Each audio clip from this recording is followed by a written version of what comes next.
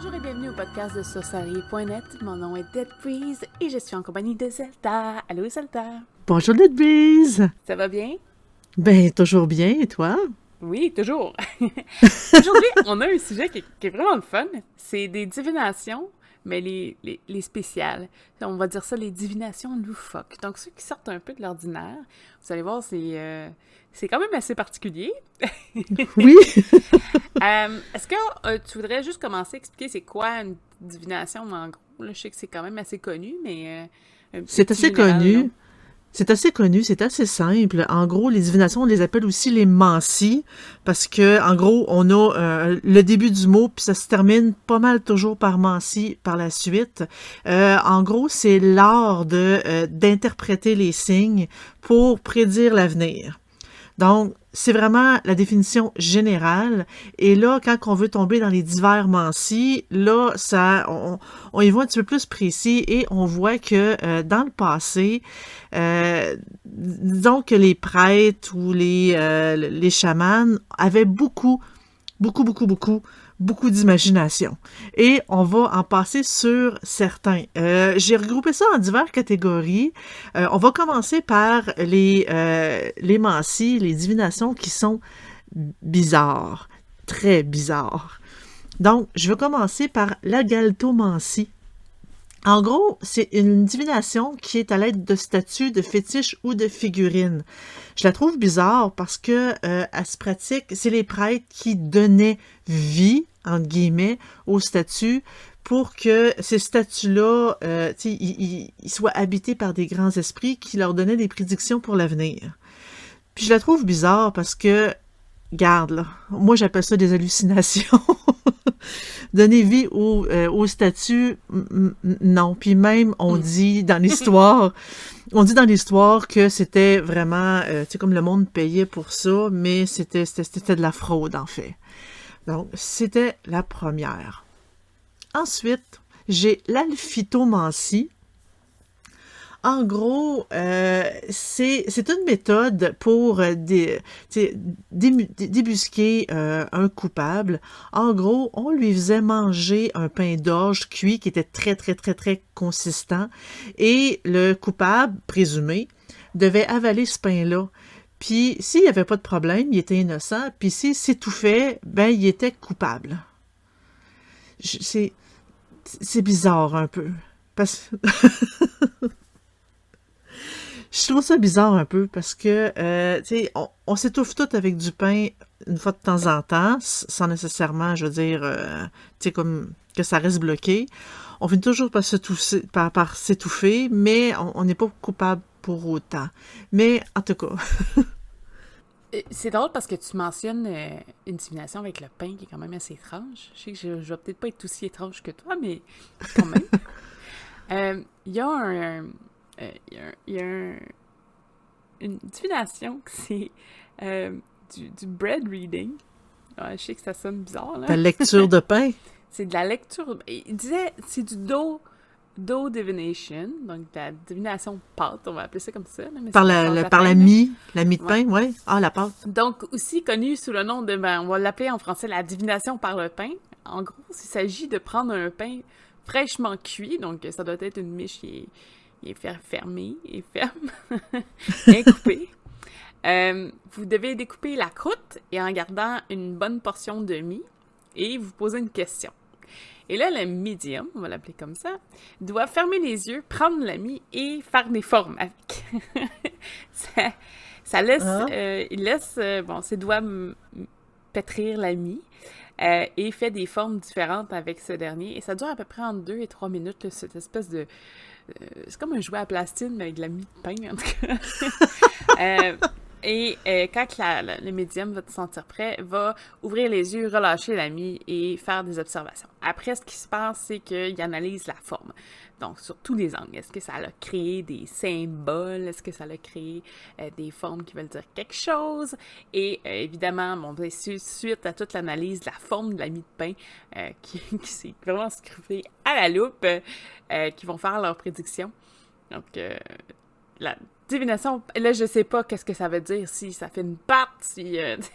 parce que ce que je trouve bizarre, pis ça c'est mon avis personnel, mais tu poses la question au médium, puis il doit se fermer les yeux puis jouer avec de la pâte à modeler. Tu sais, ça donne cette impression-là. Fait que le médium, techniquement, il préfère, bon, j'ai envie de faire une girafe. Tu sais, on dirait que c'est comme... Puis après ça, analyser le symbole de la girafe selon... Je trouve ça un petit peu... Le médium peut facilement décider de... tu sais, comme, lui, je lui vois la face, je pense que ça va être ça, puis je fabrique ce que j'ai décidé de prédire. Sauf que, tu sais, j'essaie de me dire, en tout cas, quand on joue à des jeux de mémoire, des trucs comme ça, où est-ce qu'on pétrit des trucs, tu sais, moi, j'ai tout le temps une image 3D dans ma tête de ce que j'essaie de reproduire. Fait que je me dis, ça doit être la même chose pour un médium de ce type-là, mais enfin. Fait que c'était tout pour la lecture de pain. Ensuite, moi, j'ai la chitonomancie. En gros, c'est la divination par la façon de s'habiller. Si, je sais pas moi, on oublie d'attacher un bouton sur notre chemise, si on met notre chandail à l'intérieur des pantalons ou à l'extérieur, si on met une veste par-dessus et tout, c'est vraiment... mais ça, c'est comme une forme de divination que tout le monde fait à tous les jours. On s'entend-tu? Puis on appelle ça le jugement. On juge le monde par la façon qu'ils sont habillés. Fait que techniquement, c'est pas une forme de divination qui est très fiable, à mon avis. On dit aussi qu'en Bretagne, on raconte que si un enfant était malade, puis qu'on apportait la chemise de l'enfant dans une fontaine, si elle flotte sur l'eau, ça veut dire que l'enfant va survivre, tandis que si la chemise coule, s'enfonce dans l'eau, c'est peut-être un destin un petit peu plus funeste. On dit que l'enfant va mourir. Donc, c'est la chitonomancie. Ensuite, j'ai... Là, le prochain, c'est vraiment du charlatanisme à son ultime. On le sait... On le sait aujourd'hui parce que, tu sais, on se dit, ben voyons donc, franchement. Mais, regarde, je vais vous le dire. C'est l'engastrimancie. En gros, c'est la divination par un ventriloque. Parce qu'on croyait à l'époque que la voix, elle semblait venir de l'intérieur, tu sais, comme de sa poitrine ou son ventre. Fait qu'on croyait que c'était un esprit ou un démon qui parlait au travers de la personne. Mais c'est un ventriloque. Fait qu'on s'entend-tu que c'était... c'est assez... il y a pas mal de monde qui ont dû perdre de l'argent en se faisant arnaquer de cette façon-là.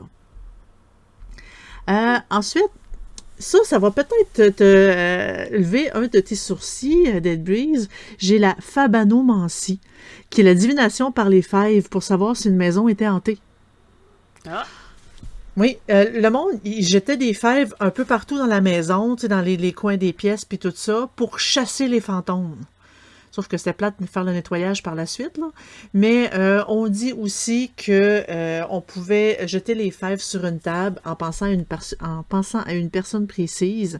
Puis la figure formée par les fèves doit être interprétée pour essayer de deviner l'avenir. Il y a comme deux façons de faire de la fabanomancie, mais la partie de la maison hantée, ça, j'avoue que j'en avais jamais entendu parler. Ben, je pense que ça rejoint aussi le principe de, parfois en sorcellerie, tout ça, ils disent de mettre, mettons, des cristaux ou des pierres dans certains lieux, ou des herbes même dans des pièces, pour éloigner les esprits. Je serais pas surpris que la fève possède une espèce de propriété magique quelconque, puis ça a comme juste déraillé à partir de là. Ah, peut-être. Par la suite, j'en ai un autre qui est assez drôle. C'est la gélomancie. En gros, c'est l'art d'interpréter l'avenir par l'étude des rires hystériques. Fait que là, il y a quelqu'un qui nous a entendu rire. Faites l'analyse maintenant. Faites l'analyse. Oui, mais c'est un rire hystérique. Il faut vraiment qu'on se torde de rire pour pouvoir interpréter l'avenir. Il est assez bizarre, celui-là. Ensuite, et là, on va encore plus profond dans le bizarre avec la gyromancie. Là, juste avec le nom, on dit gyro, c'est comme tourner. Mancie, c'est comme l'art divinatoire de prédire l'avenir en tournant. Mais c'est vraiment ça. En gros, le praticien, il tourne rapidement sur lui-même au centre d'un cercle, il y a des lettres... tout autour du cercle, il y a des lettres placées de façon aléatoire. Donc, le praticien tourne sur lui-même très, très, très rapidement, puis il tombe sur des lettres qui prend note. Et ensuite, les prédictions, c'est selon les mots formés par l'assemblage des lettres sur lesquels le praticien est tombé étourdi.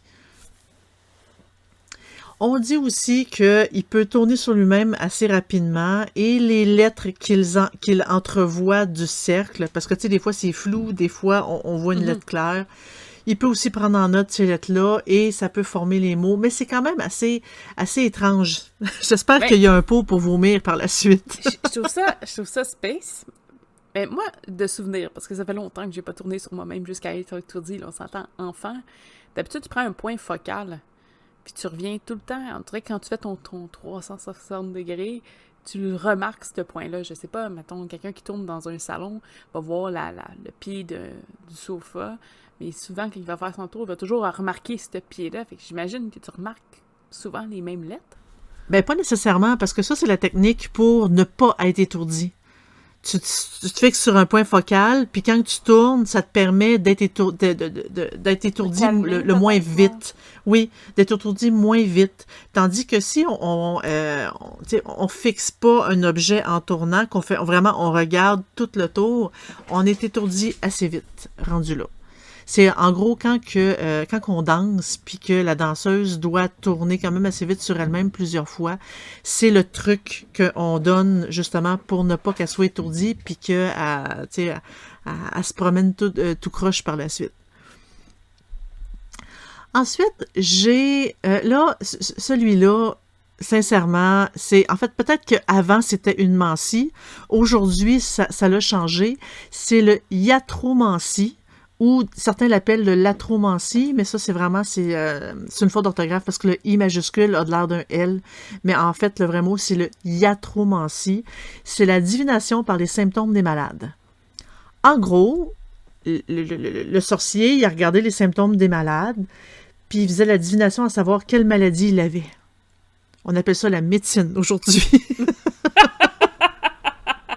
Non, mais... Il devine les maladies par les symptômes. Oui, c'est vraiment être un praticien, là. Je veux dire, c'est pas... C'est être un médecin, là. Le médecin, c'est la job du médecin. Il regarde les symptômes, puis il dit « Ah, ben avec tel symptôme, je crois que c'est telle maladie. » Fait qu'on peut maintenant dire... quelqu'un qui n'est pas diplômé, là, qui s'essaye à deviner les maladies des autres. Ben, dans le temps, il n'y en avait pas nécessairement de diplôme. C'était quand que les médecins, en fait, ils prédisaient, ils déduisaient une maladie, ben c'était de la iatromancie. Donc, aujourd'hui, on peut dire que les médecins pratiquent la iatromancie parce que, tu sais, avec les symptômes, les médecins établissent une série d'hypothèses que, heureusement, aujourd'hui, on peut vérifier par la science. Tu sais, on peut éliminer les hypothèses par la science, mais reste que c'est le médecin qui essaie de deviner les maladies selon les symptômes. C'est juste que, heureusement, on a des machines pour confirmer ou infirmer les théories des médecins. Mais reste que c'est de la iatromancie. En tout cas, il y a certaines mancies qu'il faut vraiment être bon sur la diction. Oui. L'autre est assez dégueu. Mais je l'ai mis quand même dans les bizarres, mais il est assez dégueu. En gros, c'est la ménomancie. C'est la divination par les menstrues. Bref, quand une fille est menstruée, elle observe ses menstrues puis elle peut prédire l'avenir. Puis, pas juste sur la consistance de ses menstruations, mais aussi sur son cycle menstruel. Selon le jour de la semaine, le début des règles, le jour du mois du début, ou si elle est en avance, ou si elle est en retard. Un exemple. Selon le jour de la semaine, si on commence à être... Les filles, évidemment, sont menstruées le lundi, ben on dit que c'est une nouvelle connaissance qu'elle aura. Le mardi, un cadeau. Le mercredi, une inquiétude. Le jeudi, une déclaration sentimentale. Le vendredi, un moment de tristesse. Le samedi, une solution à votre problème. Le dimanche, une amitié. Et là, on va encore plus loin là-dedans parce que j'ai selon le jour du mois. Donc, le 1, c'est comme on vit dans le bonheur. Le 2, on va être dédaigné. Le 3, on aura une petite dispute. Le 4, on vit joie et bonheur. 5, on va avoir une tristesse à venir. Le 6, on va avoir une surprise amoureuse. Le 7, votre amour n'est pas encore concrétisé. Le 8, vous vivrez une grande joie. Le 9, vous aurez peut-être un changement à prévoir. Le 10, vous aurez un amour vif sans nuage. Le 11, une fidélité absolue. Le 12, on aura une passion ardente. Ça tourne toujours beaucoup à l'amour, hein, on constate. Le 13, on aura une petite souffrance à venir. Le 14, une heureuse nouvelle. Le 15, une concrétisation de ce qu'on attend. Le 16, il y aura un éloignement. Le 17, la réception d'une mauvaise nouvelle. Le 18, on va être désiré. Le 19, on va être aimé sincèrement. Le 20, c'est nous qu'on va aimer. Le 21, on va avoir un petit ennui passager à prévoir. Le 22, une petite mélancolie ou un petit soupçon. Le 23, une malchance ou une mauvaise fortune. Le 24, une contrariété. Le 25, un voyage à venir. Le 26, on va avoir un retour de la personne absente. C'est absente, c'est sûr que, en tout cas. Le 27, une réalisation de nos vœux et de nos rêves. Le 28, on va s'occuper particulièrement de vous. Le 29, une petite peine et larmes à prévoir. Le 30, un événement inattendu qui surviendra. Et le 31, on va avoir des personnes qui nous porteront intérêt. Et, comme je le disais, on peut aussi prédire selon le nombre de jours d'avance et le nombre de jours de retard qu'on a. Par exemple, si on a un jour d'avance, on va être joyeuse et gaie. Ça, je fais une parenthèse, ça va être sûrement pas parce qu'on est menstrué qu'on serait joyeuse et gaie, il y a juste dans les annonces publicitaires à la télévision qu'on voit ça. Youpi, je suis menstruée. Le deuxième jour d'avance, on aura une nouvelle amitié qui se dessinera. Et le troisième, on aura des moments de tristesse. Par la suite, si on est un jour de retard, on va penser beaucoup à vous. Le deuxième, une petite contrariété à venir. Et le troisième, on aura quelqu'un qui vous aime plus qu'on le pense. Et si on a beaucoup de jours de retard, vous êtes peut-être enceinte. Donc, c'était la ménomancie. Peut-être que dans le futur, à chaque fois que vous serez menstrué, vous allez porter un intérêt particulier à tous ces détails-là. Je donne pas de détails sur comment on interprète les menstrues directement parce que là, on tombe dans le dégueu. Par la suite, j'ai l'autonécomancie. En gros, c'est la divination par les bourdonnements d'oreilles. On dit que quand on a un bourdonnement d'oreille, c'est qu'il y a une personne qui parle de nous. Puis ça, c'est une croyance qui est quand même assez populaire. Je pense qu'on en a tout entendu parler. Puis, d'après certaines personnes, lorsqu'on prononce le nom de la personne à qui on pense, des tintements dans l'oreille s'arrêtent brusquement. Donc, c'est comme, on voit qu'il y a certaines mancies que ça devient une espèce de croyance populaire. On appelle plus ça vraiment de la prédiction, mais ça devient une croyance populaire. Ensuite, là, j'ai un autre dégueu partie 2, la scatomancie. En gros, c'est la divination par les matières fécales. Bref, on regarde la première selle de la journée pour être capable de déceler une maladie, par exemple. Donc, si vous avez des selles rouges, ben, vous devez aller voir un médecin. Ça, c'est la première chose. Mais la couleur des selles, ben, souvent, c'est tout dépendant de ce qu'on mange, les selles changent. Mais je pense qu'à l'époque, il n'y avait pas dû s'en rendre compte tout de suite. Non, c'est des choses qui... peut-être que le colorant n'était pas là. Nous, avec le colorant, vous le voyez, quelqu'un qui mange un gâteau plein de colorant, des fois, il y a des surprises. Ou juste quand on va manger une slush ou une barbotine que vous appelez, ben souvent la couleur que ça sort, ça ressemble un peu à la couleur que ça l'a rentré. Voilà. C'est une barbotine bleue, ben soyez pas étonnés qu'il y ait du bleu dans vos selles par la suite. Donc, c'est pas nécessairement, allez pas courir après votre médecin pour dire j'ai eu des selles bleues.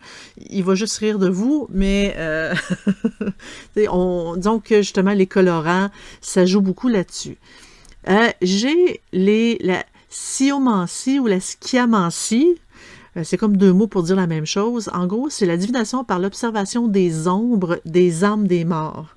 Puis, on l'interprète ça par leur taille, leur forme et leur apparence changeante. Bref, s'il y a un mort qui vient vous visiter, s'il y a un fantôme qui vient vous visiter, bien, vous pouvez interpréter l'avenir selon la forme qu'il a. Je pense qu'on s'attend pas vraiment à ça quand on reçoit la visite d'un fantôme. En fait, oui puis non. Parce que, techniquement, un esprit qui viendrait vous rendre visite pour vous apporter un message prendrait une forme qui vous est sécure.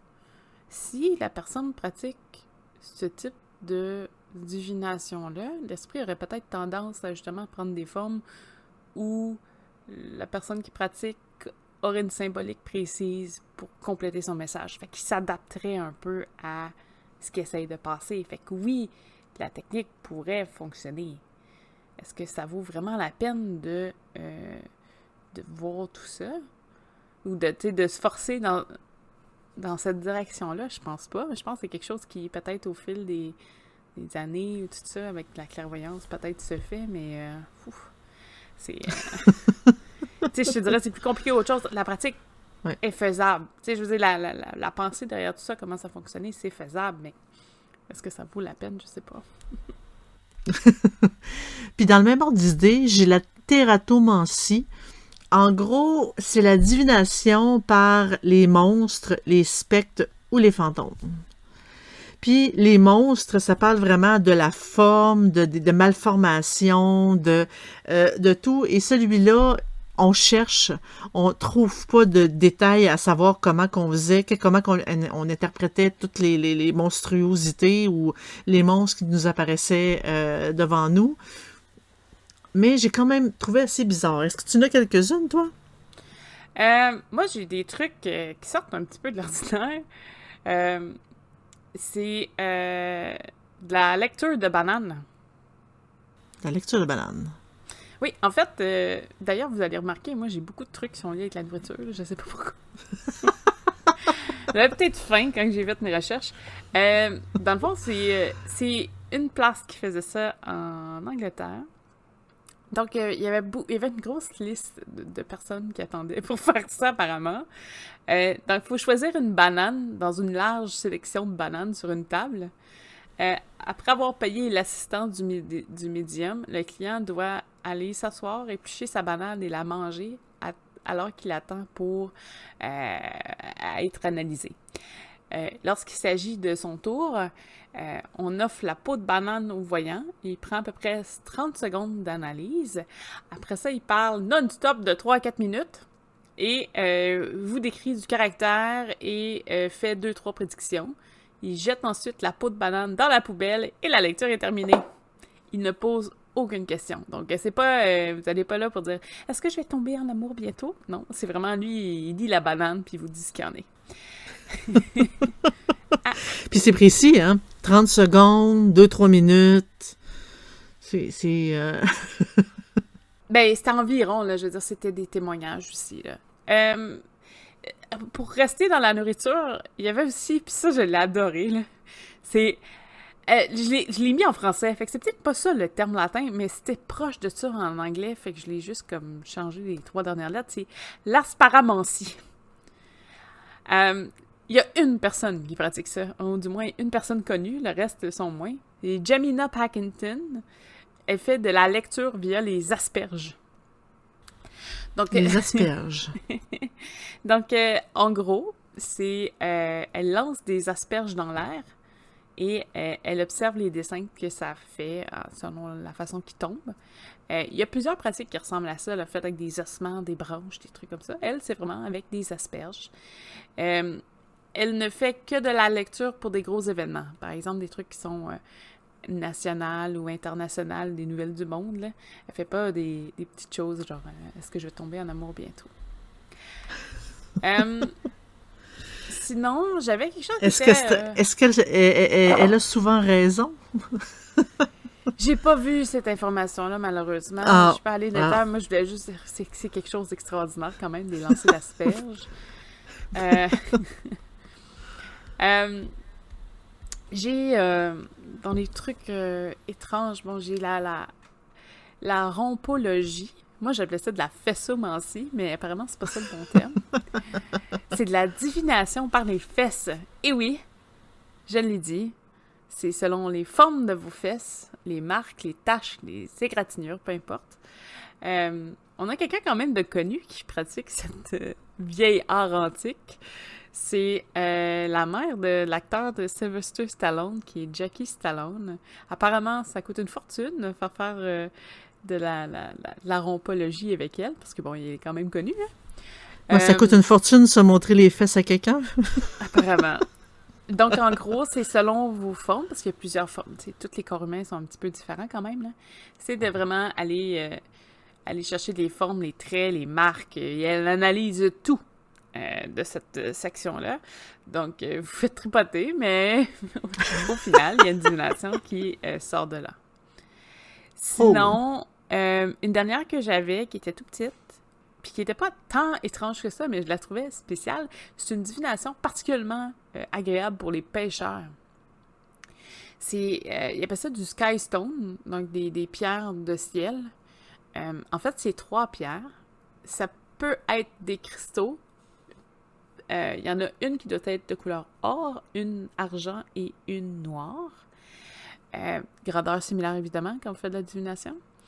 C'est d'origine celtique où les 3 pierres représentent les 3 phases du jour. Donc, on a l'aube, qui est l'or, le crépuscule, qui est l'argent, et le noir, qui est la nuit. La question doit être oui ou non. Et c'est vraiment fait pour... En tout cas, ça marchait très fort chez les pêcheurs. Donc, si jamais vous aimez la pêche, c'est peut-être quelque chose pour vous.